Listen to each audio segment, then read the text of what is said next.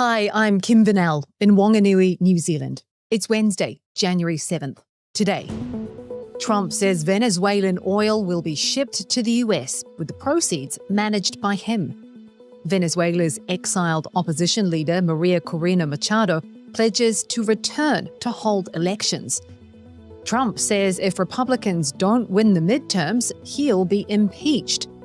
And Nvidia announces major advances in the next generation of AI chips.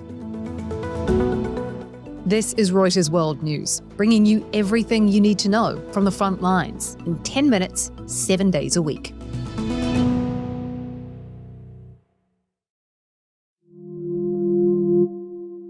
Caracas and Washington have reached a deal to export up to $2 billion worth of Venezuelan crude to the United States. President Trump announced the news in a social media post, saying that the profits from the oil will be managed by him for the benefit of both nations. But there could be a spanner in the works. Venezuela's main opposition leader, Maria Corina Machado, is vowing to return to her home country, declaring her movement ready to win a free election. I mean, January 3rd will go down in history as the day justice defeated a tyranny. It's a milestone, and it's not only huge for the Venezuelan people and our future, I think it's a huge step for humanity, for freedom and human dignity. The Nobel Peace Prize winner going on Fox News to praise US President Donald Trump for toppling her foe, Nicolas Maduro. That's despite Trump appearing happy, for now, to work with interim President Delcy Rodriguez, a diehard Maduro ally. The oil agreement with her administration is a strong sign that they're listening to Trump's demand to open up to US oil companies or risk more military intervention. So how might the issue of oil impact what happens next? Carmel Crimmins, host of our sister podcast, Reuters Econ World, explores that very question in a new episode out today. So this move to send Venezuelan oil to the US is big politically, but it's small economically. Venezuela has the world's largest crude reserves, but it accounts for less than 1% of global supply. Its production has dropped sharply from its heyday in the 1970s, and that's due to decades of neglect and the exodus of many foreign oil companies. In fact, Chevron is the only US company that operates there at the moment under a special agreement with DC. So getting this Venezuelan crude to the US would likely mean reallocating cargoes originally bound for China. They're the top buyer of Venezuelan oil. But analysts have said that it will take years and billions of dollars of investment to significantly revive output.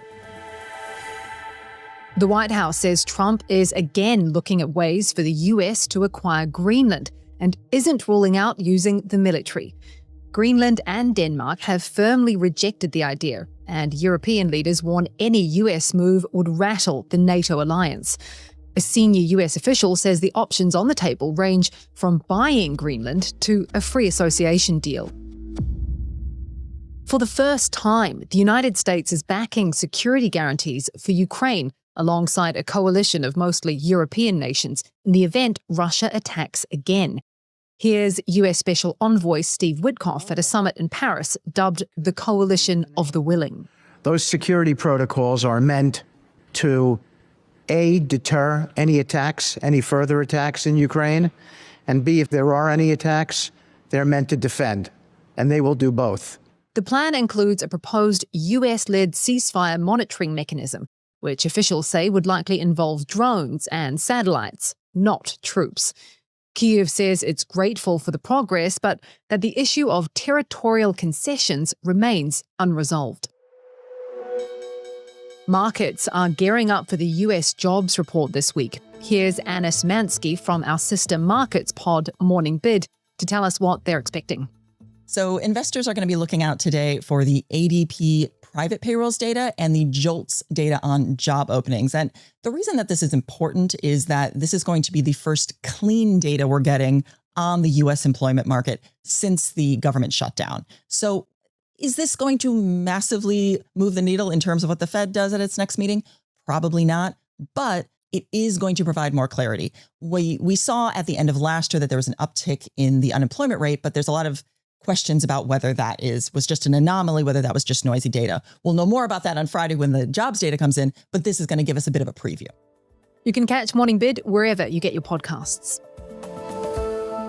Some people want to rewrite the history of January 6th, to ignore what we saw with our own eyes.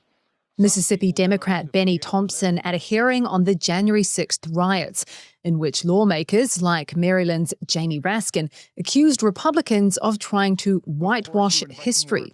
And the president didn't just free his rioters for doing his dirty work, he punished law enforcement for doing their jobs. Outside the hearing, Trump supporters gathered to commemorate 5 years since the attack on the Capitol. The march was organised by Enrique Tarrio, a former leader of the far-right Proud Boys group.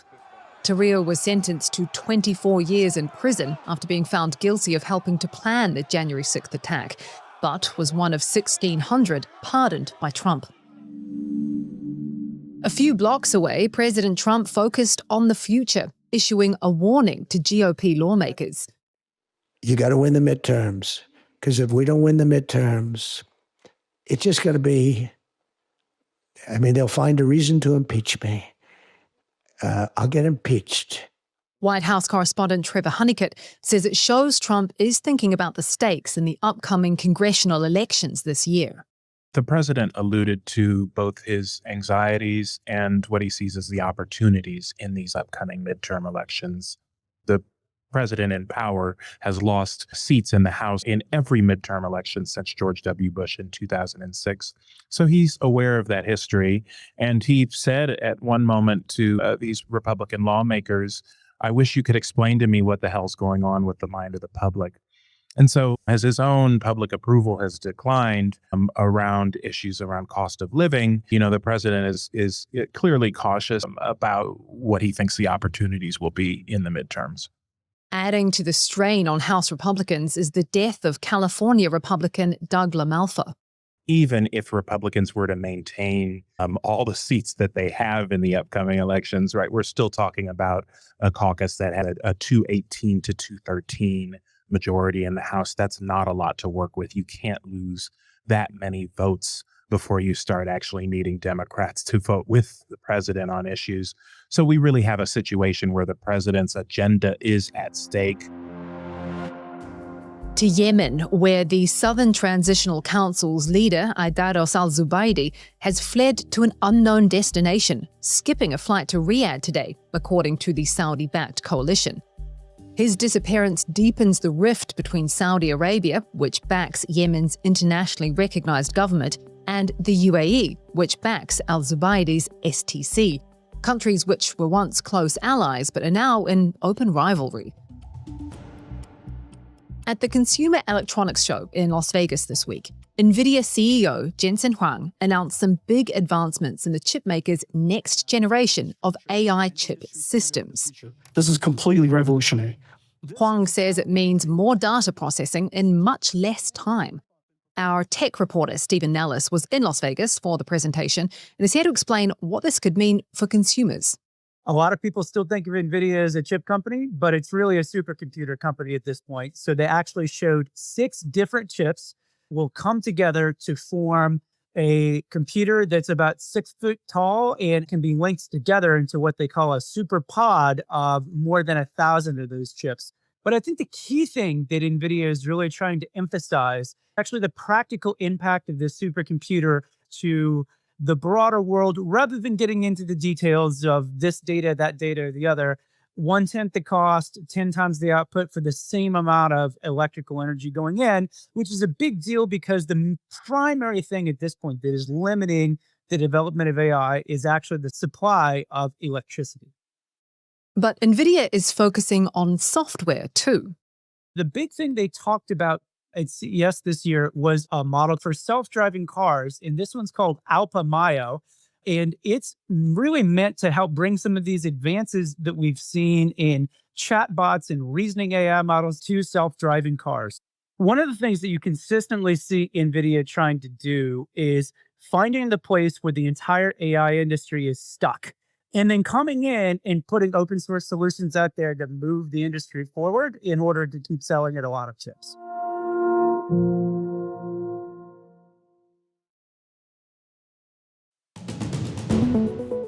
And today's recommended read is all about the 92-year-old judge who is overseeing the Nicolas Maduro case. An Orthodox Jew with more than 3 decades on the bench, Judge Alvin Hellerstein has ruled against Trump and says his faith impacts his judicial philosophy. There's a link to that in the description. For more on any of the stories from today, check out Reuters.com or the Reuters app. Don't forget to follow us on your favorite podcast player. If you're listening on a smart speaker, just ask for the latest news from Reuters 7 days a week. We'll be back tomorrow with our daily headline show.